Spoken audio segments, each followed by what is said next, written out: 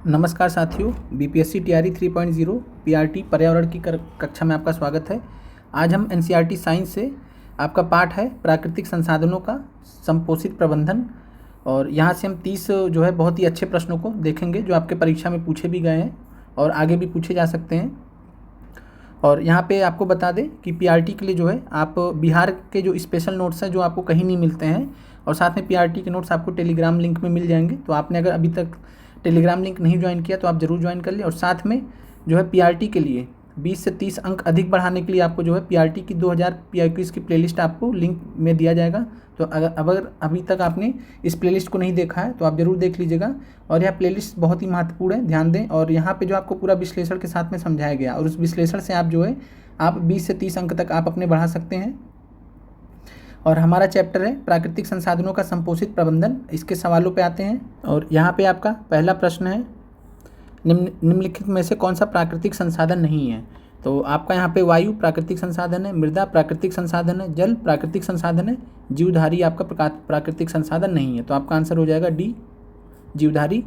फिर अगला प्रश्न है, टेहरी बांध का निर्माण किस प्रदेश में किया गया है। तो बहुत ही इंपॉर्टेंट है, और ये टेहरी डैम, ठीक है। और टेहरी डैम की बात करें तो यह उत्तराखंड में स्थित है, और कहाँ पे, तो भिलांगना और भागीरथी और भिलांगना नदी के संगम पे। भागीरथी जो गंगा के नाम से भी जानी जाती है, तो चाहे गंगा भी ऑप्शन में तो वो भी सही रहेगा। तो भागीरथी या भिलांगना नदी के संगम पे स्थित है टेहरी डैम, और ये भारत का सबसे ऊंचा डैम है। भारत का सबसे ऊंचा डैम है, सबसे ऊंचा बांध है, ठीक है, टालेस्ट डैम है ये, ध्यान रखिएगा। फिर अगला प्रश्न है आपका, चिपको आंदोलन किससे संबंधित है। तो चिपको आंदोलन वन संरक्षण से संबंधित है। और चिपको आंदोलन आपको ध्यान रखना कब स्टार्ट हुआ था, तो 1973 में। और कहाँ स्टार्ट हुआ था, तो उत्तराखंड में। और उत्तराखंड में कहाँ पे स्टार्ट हुआ था, तो चमोली ज़िले में। चमोली ज़िले से शुरू हुआ, फिर ये पूरा जो है पूरे उत्तराखंड में फैल गया चमोली ज़िले से। और इसके नेतृत्वकर्ता कौन थे, तो सुंदरलाल बहुगुणा, सुंदरलाल बहुगुणा। साथ में इसको लिखते रहिएगा। फिर आते हैं अगले प्रश्न पे, सुरंगम किस राज्य की जल संग्रहण व्यवस्था है। तो सुरंगम आपसे जल संग्रहण से संबंधित प्रश्न पूछे गए बीपीएससी टीआरई में। तो आपको ध्यान रखना कि जो सुरंगम है ये कहाँ पे इस्तेमाल होता है जल संग्रहण व्यवस्था के रूप में, तो ये कर्नाटक में इस्तेमाल होता है। और यहाँ पे जो है इस प्रश्न को सही कर लीजिए, सुरंगम जो है केरल में होता है, ठीक है। तो सुरंगम जो है जल संग्रहण व्यवस्था केरल में है। अभी हम एनसीईआरटी में जितने भी आपको विभिन्न प्रकार की जल संग्रहण व्यवस्थाओं के बारे में बताया गया, अब उसको भी हम प्रश्न के कंप्लीट होने के बाद एक साथ में देख लेंगे, ठीक है। तो सुरंगम जो किस राज्य की जल संग्रहण व्यवस्था है, तो ये केरल में है। आगे बढ़ते हैं, कौन सा अजैव निम्नीकरण कचरा है। तो अजैव निम्नीकरण कचरे का मतलब होता है ऐसा कचरा जो पर्यावरण में जो है मतलब समाप्त ना हो सके, ठीक है, उसका मतलब अपघटन नहीं हो सकता है। और अगर इसमें बात करें तो टिश्यू पेपर तो जैव निम्नीकरण है, केले का छिलका भी जैव निम्नीकरण है, थर्माकोल अजैव निम्नीकरण कचरा है, नॉन बायोडिग्रेडेबल। तो ये आपको ध्यान रखना है। फिर अगले प्रश्न पे आते हैं, जैव विविधता का विशिष्ट स्थल है। तो जैव विविधता का विशिष्ट स्थल है यहाँ पे, तो बात की जाए तो वन जो है जैव विविधता के विशिष्ट स्थल होते हैं। और इसके अलावा कर्नाटक में जल संग्रहण स्थान को कहा जाता है, तो यह यहाँ पे सही है, ठीक है। वहाँ पे जो है आंसर गलत दिया गया था। तो कर्नाटक में जल संग्रहण स्थान को क्या कहा जाता है, तो कट्टा कहा जाता है, यहाँ पे ये सही है। फिर और यहाँ पे अगर आहार की बात करें तो आहार ध्यान रखिएगा, बिहार में आहार कहा जाता है, जल संग्रहण स्थान को बिहार में आहार कहा जाता है। फिर आगे बढ़ते हैं, पृथ्वी पर ऊर्जा का मुख्य स्रोत क्या है। तो ये आपको पता ही है, प्रश्न रिपीट हुआ है, सूर्य है। फिर है टेहरी बांध परियोजना का निर्माण किस प्रदेश में किया गया, तो उत्तराखंड आपका आंसर हो जाएगा। फिर अगला है वन संपदा का उदाहरण क्या है, तो जाहिर सी बात लकड़ी हमें वन से मिलती है। फिर निम्नलिखित में से कौन सा जैव अनिम्नीकरण पदार्थ है। तो अजैव निम्नीकरण यहाँ पे होना चाहिए था, ठीक है, अजैव निम्नीकरण यानी नॉन बायोडिग्रेडेबल। और यहाँ पे देखा जाए तो डीडीटी है, ठीक है। तो डीडीटी जो है ये अजैव निम्नीकरण पदार्थ है, और यह जो है पर्यावरण में रह जाता है, जिसकी वजह से पर्यावरण को प्रदूषण जो है करता रहता है, और ये समाप्त नहीं होता है।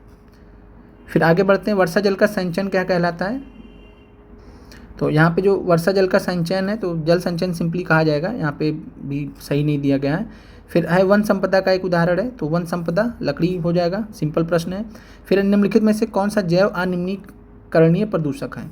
तो जैव अनिम्नीकरण प्रदूषक की बात करें तो यहाँ पे कीटनाशी होता है, जैसे डीडीटी अभी ऊपर ऑप्शन में आया था। तो डीडीटी क्या होता है, कीटनाशी होता है, जिसको इस्तेमाल किया जाता है जो जैव या अजैव निम्नीकरण है, ठीक है, अजैव निम्नीकरण है। फिर आगे बढ़ते हैं, वन संरक्षण का उपाय है, तो वन संरक्षण का उपाय इसमें से सभी है, नए वृक्षारोपण द्वारा वनों की कटाई पर रोक, जनसंख्या वृद्धि पर रोक, इन सभी से जो है वन संरक्षण होता है, तो डी आपका आंसर हो जाएगा। फिर अब बड़े बड़े बांधों से क्या होता है, तो सिंचाई की व्यवस्था होती है, पता ही है आपको। फिर चिपको आंदोलन कब प्रारंभ हुआ, तो चिपको आंदोलन यहाँ पे 1970s देना चाहिए था, और सही आंसर इसका 1973 है, तो ध्यान रखिएगा। NCERT में 1970s लिखा हुआ है, तो यहाँ पे वैसे ले लिया गया यहाँ पे, तो ये आपको ध्यान रखना 1973।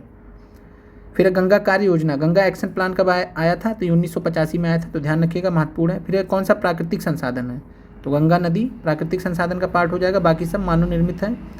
फिर सरदार सरोवर बांध किस नदी पर निर्मित हुआ, तो सरदार सरोवर बांध नर्मदा नदी पर स्थित है, और साथ में इससे रिलेटेड था नर्मदा बचाओ आंदोलन, और नर्मदा बचाओ आंदोलन को किसने लीड किया था, तो मेधा पाटकर ने। 1985 में शुरू हुआ था, मेधा पाटकर के नेतृत्व में जो है नर्मदा बचाओ आंदोलन, नर्मदा बचाओ आंदोलन। और बात करें तो एक प्रश्न टीआरई में ये भी पूछा गया था कि सरदार सरोवर बांध से कौन कौन से राज्य लाभान्वित होते हैं, तो ये भी जान लीजिए। ऊपर राजस्थान, बीच में गुजरात, नीचे महाराष्ट्र, और गुजरात के बगल में मध्य प्रदेश, 4 राज्य हैं जो इससे लाभान्वित होते हैं। आगे बढ़ते हैं, स्वच्छ जल का पीएच मान कितना होता है, तो स्वच्छ जल का पीएच मान पता ही आपको 7 होता है। 7 से कम रहेगा तो अम्लीय हो जाएगा, और 7 से बड़ा होगा तो क्षारीय हो जाएगा। आगे बढ़ते हैं, कोलीफार्म क्या होता है, तो कोलीफार्म के बारे में ये प्रश्न आपको टीआरई में पूछा गया था, याद हो तो। अगर टीआरई 1 का पेपर आपने देखा हो तो वहाँ पे कोलीफार्म बैक्टीरिया के बारे में पूछा गया था, तो ये बैक्टीरिया होता है, जीवाणु होता है। और अभी इसके बारे में हम देखेंगे भी इस प्रश्न के बाद। तो कोलीफार्म किसका समूह होता है, तो यहाँ जीवाणु का, बैक्टीरिया का समूह होता है। आइए आपको NCERT में जहाँ से प्रश्न टीआरई में पूछा गया था उसको दिखाते हैं। आइए देखते हैं, यहाँ से प्रश्न लिया गया था आपका NCERT से, इस क्लास से। कोलीफार्म जीवाणु का एक वर्ग है जो मानव की आंत्र में पाया जाता है। जल में इसकी उपस्थिति एक रोगजन्य सूक्ष्म जीवाणु द्वारा जल का प्रदूषित होना दर्शाता है, ठीक है। तो अगर जल में कोलीफार्म बैक्टीरिया प्रेजेंट है तो इसका मतलब होता है कि जल जो है कंटामिनेटेड है, जल संदूषित है। तो यह कौन दर्शाता है, कोलीफार्म बैक्टीरिया की उपस्थिति। तो आपको समझ में आ गया होगा। और गंगा जल में संपूर्ण कोलीफार्म गणना स्तर से जो है यहाँ पे डाटा दिया गया है। तो कोलीफार्म बैक्टीरिया से हमें पता चलता है कि नदी कितनी प्रदूषित है, जल कितना संदूषित है, तो ये आपको समझ में आ गया होगा। और यहाँ पे फिर आपको जो है नमामि गंगे कार्यक्रम के बारे में दिया गया है, तो जून 2014 याद रखिएगा। नमामि गंगे कार्यक्रम कई बार पूछा गया परीक्षाओं में, तो 2014 में स्टार्ट किया गया था। और यहाँ पे एक बहुत ही महत्वपूर्ण चीज़ दिया गया है कि भारत सरकार ने, और यहाँ पे उससे पहले हम देख लेते हैं कि ऐसे व्यक्तियों को पर्याप्त महत्व नहीं देना चाहिए जो वन तंत्र का भाग बन गए हैं। इस बात के पर्याप्त प्रमाण है कि स्थानीय निवासी परंपरा अनुसार वनों के संरक्षण का प्रयास कर रहे हैं। जैसे बहुत ही महत्वपूर्ण है, राजस्थान के बिश्नोई समुदाय के लिए वन एवं वन्य प्राणी संरक्षण उनके धार्मिक अनुष्ठान का भाग बन गया, उनकी लाइफ का पार्ट बन गया है। फिर अब भारत सरकार ने पिछले दिनों जीव संरक्षण हेतु अमृता देवी बिश्नोई राष्ट्रीय पुरस्कार की व्यवस्था की है। ध्यान रखिएगा कि अमृता देवी बिश्नोई राष्ट्रीय पुरस्कार किस लिए दिया जाता है, तो जीव संरक्षण के लिए।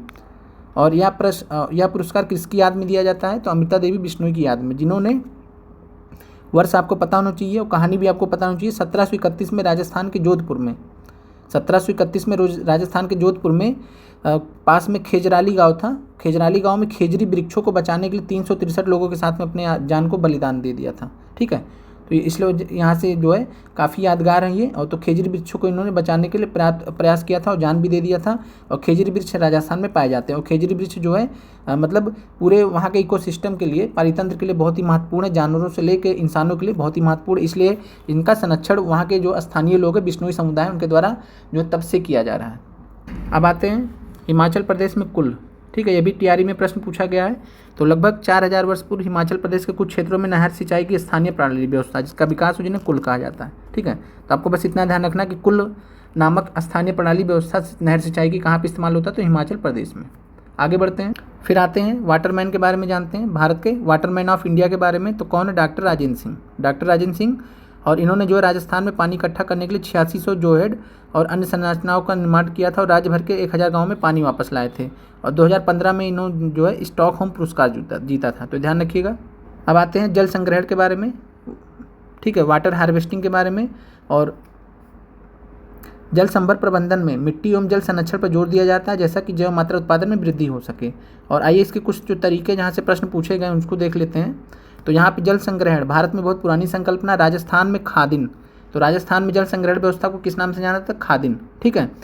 बड़े पात्र एवं नाड़ी, ये हो गया। और फिर महाराष्ट्र के बंधारस एवं ताल, मध्य प्रदेश या उत्तर प्रदेश में बंदिश कहा जाता है, बिहार में आहार एवं पाइन कहा जाता है। तो बिहार में आहार एवं पाइन याद रख लीजिए, पूछा जा सकता है। हिमाचल प्रदेश में कुल हमने देख लिया है, जम्मू के कांदी क्षेत्र में तालाब, और तमिलनाडु में एरिस। ठीक है। केरल में सुरंगम, कर्नाटक में कट्टा। तो केरल में सुरंगम, कर्नाटक में कट्टा, तमिलनाडु में एरिस, हिमाचल प्रदेश में कुल्ल, बहुत इंपॉर्टेंट है, पूछा गया है, और बिहार में आहार तथा पाइन, ये याद रखिएगा। उसके अलावा जो राजस्थान में खादिन। आगे बढ़ते हैं, और यहाँ पे खादिन व्यवस्था को दिखाया भी गया है, और खादिन व्यवस्था राजस्थान याद रख लीजिए। अब आते हैं वापस से प्रश्न पे। तो निम्न में से कौन सा जैव निम्नीकरण प्रदूषक है? तो जैव निम्नीकरण प्रदूषक कृषि उत्पादित अपशिष्ट होता है, प्लास्टिक, पीड़कनाशी, कीटनाशी, ये सब आपके अजैव निम्नीकरण होते हैं। फिर जल संग्रहण क्या होता है? तो वर्षा जल के संग्रहण को हम जल संग्रहण बोलते हैं। प्राकृतिक संसाधन कौन से हैं? तो सभी हैं, सिंपल है, कुल्ल होना चाहिए यहाँ पे। तो भारत के किस प्रदेश में नहर सिंचाई परियोजना को कुल्ल के नाम से जाना जाता है? तो आपका आंसर है हिमाचल प्रदेश। फिर आगे है कि हमें निम्नलिखित वस्तु दिखाई देती क्योंकि इनमें प्राकृतिक संसाधन नहीं है, और इनमें से कौन सी प्राकृतिक संसाधन नहीं? जल है, आम का वृक्ष है, ठीक है, बिल्ली भी आ जाएगी एक हिसाब से, ठीक है, लेकिन बिखरा हुआ कचरा नहीं आएगा। ऐसे प्रश्न नहीं आएंगे, बहुत कॉमन सेंस टाइप के हैं। ठीक है। तो आपको कक्षा कैसी लगी ज़रूर बताइए। अब इसके बाद जो है आपको NCERT साइंस से जो और अन्य महत्वपूर्ण जो आपके चैप्टर्स हैं, जैसे बायोलॉजी के पार्ट हैं, ठीक है, फिजिक्स के पार्ट है, वहाँ से आपको क्वेश्चंस कराए जाएंगे। तो आपको क्लास कैसी लगी कमेंट करके ज़रूर बताइए, और जिससे हम आगे आपके लिए और भी क्लासेस लेके आ सकें। तो आप लोग का बहुत बहुत धन्यवाद देखने के लिए।